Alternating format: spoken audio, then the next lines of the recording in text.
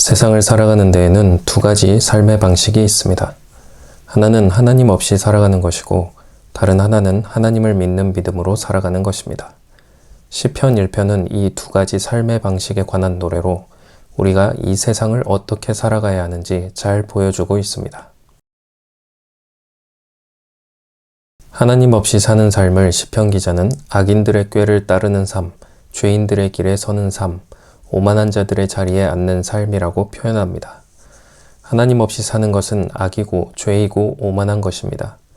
그런데 하나님을 믿지 않는 사람들은 그것을 즐거워하고 자랑스럽게 여깁니다. 스스로의 힘으로 모든 것을 해냈다는 긍지와 자부심, 그들에겐 그것이 인생 최고의 복입니다.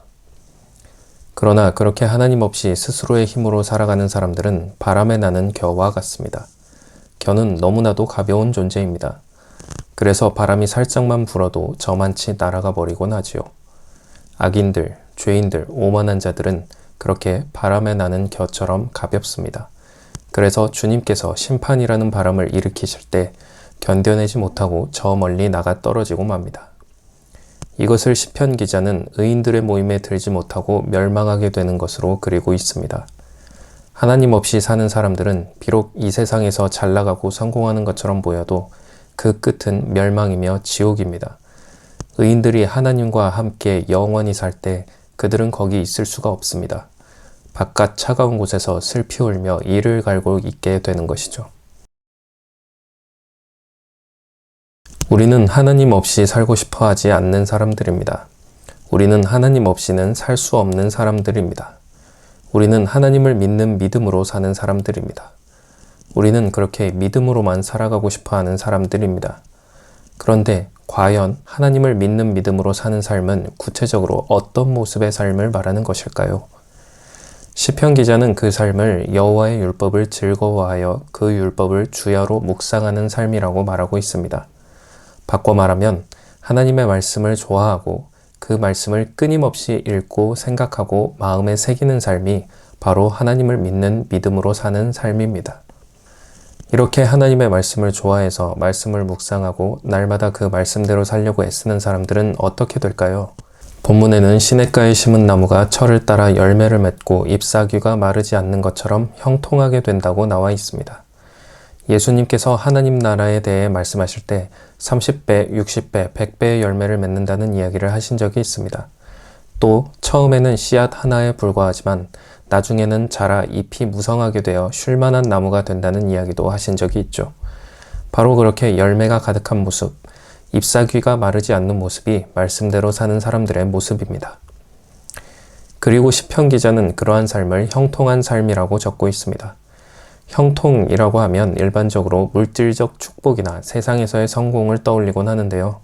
물론 그것도 형통이지만 그것만 형통인 것은 아닙니다. 만약 그게 형통이라면 우리는 요셉이 감옥에 갇혔을 때 성경 기자가 그에 대해 형통했다는 표현을 쓴 것을 설명할 수가 없습니다. 분명 형통에는 다른 뜻이 담겨 있어야만 합니다. 사실 이 형통이라는 낱말은 보다 더 정확한 뜻을 가진 말로 바꿨으면 신통이라고 적어야 할 것입니다. 우리가 약이 잘 듣거나 일이 잘 풀리면 종종 그거 참 신통하네 라고 하는데요. 이 신통이란 말은 말 그대로 신과 통한다는 뜻을 가진 말입니다. 물론 무속신앙 쪽에서는 이 신이 귀신이 되겠지만 우리는 신통을 하나님과 통하는 것으로 볼 수 있을 것입니다.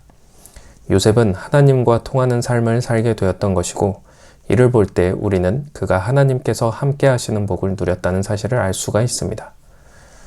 하나님께서 함께 하신다는 것은 우리 쪽에서 말하자면 하나님과 함께 하는 것이라고 말할 수 있을 것입니다. 자주 들었던 말로 바꿔 써보면 하나님과 동행하는 것이라고 할 수 있죠. 그리고 하나님과 동행한 대표적인 성경 인물은 바로 에녹입니다. 에녹에 대해 성경은 무엇을 어떻게 했는지 아무런 얘기도 없이 그저 그가 하나님과 동행하였고 죽음을 보지 않았다고 기록하고 있을 따름입니다. 에녹과 비슷한 사람들이 흔히 말하는 변화산 사건에 등장합니다. 예수님께서 영광스러운 모습으로 변하셨던 바로 그 산에서 예수님과 이야기를 나눴던 구약의 두 인물, 바로 모세와 엘리야가 그들입니다. 이들 또한 에녹처럼 죽음과 거리를 두게 된 사람들이었습니다.